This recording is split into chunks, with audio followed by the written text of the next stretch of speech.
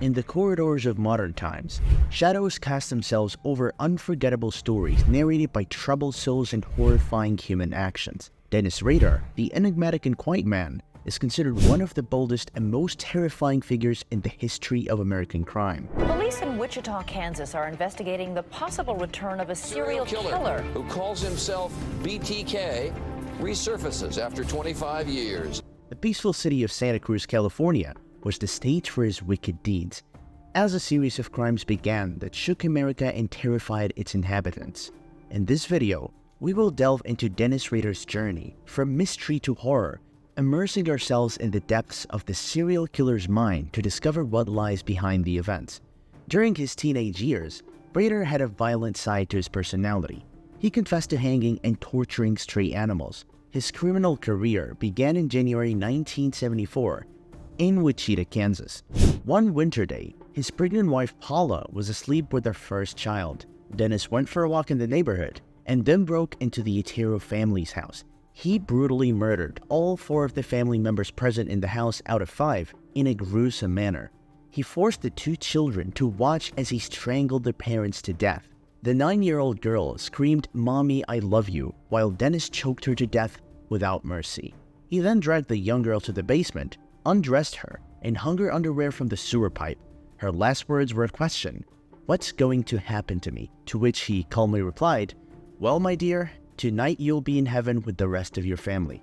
As the girl choked to death, he engaged in necrophilia, and then he took photographs of the bodies and collected some of the young girl's underwear as a memento of his first massacre. After that, he returned home to his wife, preparing to go to church as the head of the church council, as if nothing had happened. The crime was discovered when the 5th member of the Otero family returned home. Charlie, the eldest son, found a horrifying scene. All the members of his family tied up with ropes. Since the killer had cut the landline, Charlie had to go to the neighbors to call the police. When the police sent the bodies to the forensic lab, the results were shocking. The assault on the mother had been discovered. The crime was shocking to both the residents and the police due to its brutality. Wichita was a peaceful area in the 1970s, free from crime. However, after Dennis committed this crime, the area transformed into one of the most terrifying regions. The police preserved the evidence and DNA to try to apprehend the criminal. 4 months later, a woman named Catherine and her 19-year-old brother Kevin returned home at 2 p.m. As they entered the house, they discovered the killer in the bedroom. He informed them that he was on the run and didn't want to harm them, but needed food and a getaway car. He asked Kevin to tie up his sister with ropes.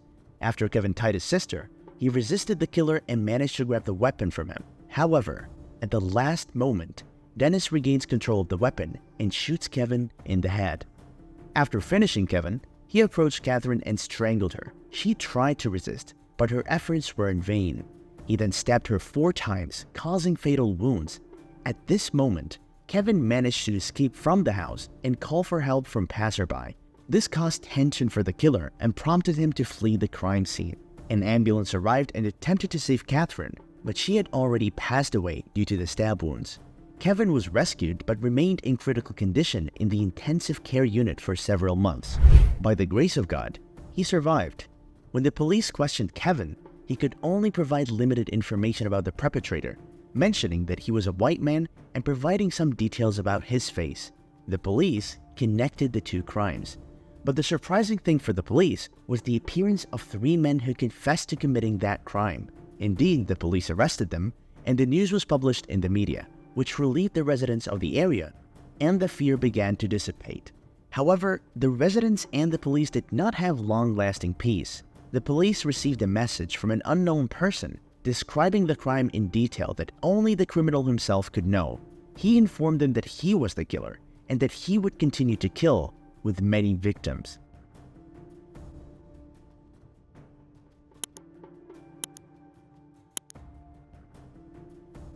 Dennis stopped killing for 3 years after his wife informed him that she was pregnant. During that period of his absence, the police thought it was over, that the killer had traveled to another city or had been captured somewhere far from this city. But Dennis returned in March 1977 and headed to a house dressed in military attire. He rang the doorbell, and a little child opened the door and let him in. When the mother came out of one of the rooms in the house, she was surprised to find a large muscular person inside her home, threatening her with a weapon. He locked the child and his two siblings in the bathroom, closing the door. Then, he told the mother that he was there for robbery only and that he would not harm her or her children. He made her feel calm and tied her up as he had done with his previous victims, intending to make her suffocate and then let her regain consciousness only to strangle her again, until she died in the end. Her young children watched her from one of the openings in the bathroom door and screamed in fear for their mother. Suddenly, the home phone rang, causing the criminal to become agitated and flee. When the police arrived, all the residents stood near the crime scene, witnessing the emergence of the bodies in horror and panic. On December 8, 1977, when Nancy, a 25-year-old woman, returned from her work at a jewelry store, she lay down on her bed to rest, and suddenly, a man appeared before her, coming out of the bathroom. He told her that he would not harm her, that he had problems, and that he would not cause her any harm. However, he wanted her to restrain herself so that he could make sure she would not inform the police after he left the house. Nancy complied with his demand out of fear, thinking that once she was restrained, the criminal would leave without harming her. But as usual, he began to assault her while she was bound and then strangled her to death. But this time, he did not flee the crime scene. His narcissistic personality began to emerge. After killing Nancy, he called the police and informed them about the complete crime, stating that the killer was BTK. Yes, you will find a homicide at 843 South Pershing, Nancy Fox. The police realized that they were dealing with a serial and savage killer who had an arrogant and conceited personality. In 1987, the killer sent a letter to a famous television station. The letter contained detailed confessions about all his crimes and victims.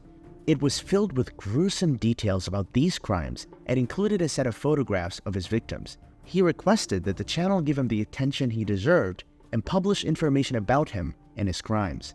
After his murder of Nancy and his message to the television station, he stopped killing again, leading the police to believe that the crimes had ended or that he had left the area, died, or was in prison.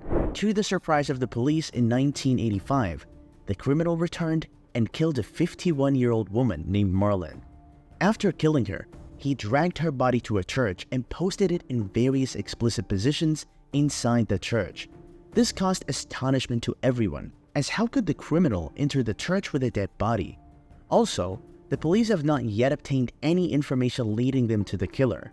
He ceased committing murders for another time, but in 2004, he came across a story in the local newspaper commemorating the 30th anniversary of the Otero family murders. He wanted to make the BTK killer known again, so he sent approximately 10 mocking letters to the media and the police, informing them that he was still present and demanding their attention. Some of the letters were filled with recollections of his killings, and some contained bound and gagged dolls resembling his victims. One of them even included a proposal for a novel about his autobiography, titled The BTK Story. Due to the lack of any leads that the police could use to identify the killer, they resorted to commercializing his actions, hoping that he would make a mistake that would allow them to capture him. Indeed, he sent a floppy disk without realizing the technological advancements, and through this disk, the police discovered descriptive metadata of a deleted document related to the Lutheran Christ Church, written by the church council president, Dennis Rader.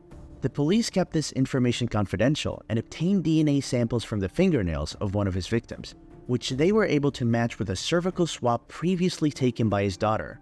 When they received a positive result, Rader was arrested in his home in front of his family on February 25, 2005.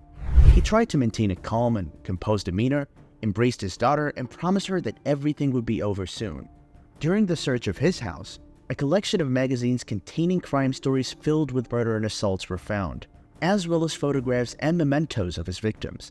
There was also a picture of him dressed in women's clothing and a mask, pictures of himself using a ligature to bind himself in the same manner he executed his crimes, and pictures of himself burying himself in the ground and hanging himself from a tree.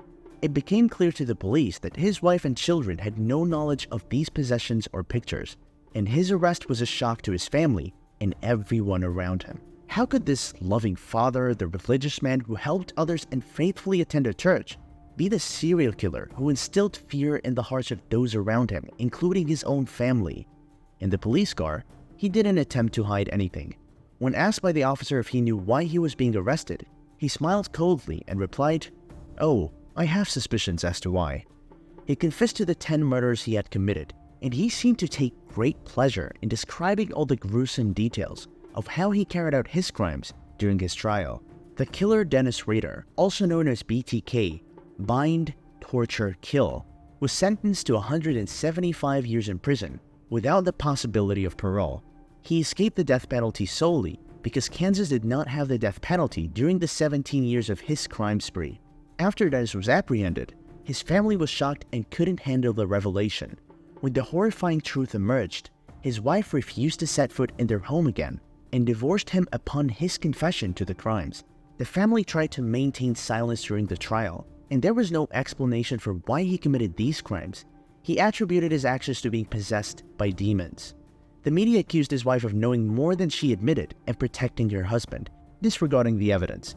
His daughter especially resented him when he sent a message to the newspaper about her, saying she reminds me of myself. According to his testaments during the investigation, he experienced sexual gratification when he strangled his victims in front of him, and whenever he saw a beautiful woman, it triggered images of murder and strangulation, and he could not stop himself from killing them. In his questioning during the investigations about his method of targeting victims, he confirmed that he chose them carefully, observed them more than once, and had alternatives in case he failed to capture one of them.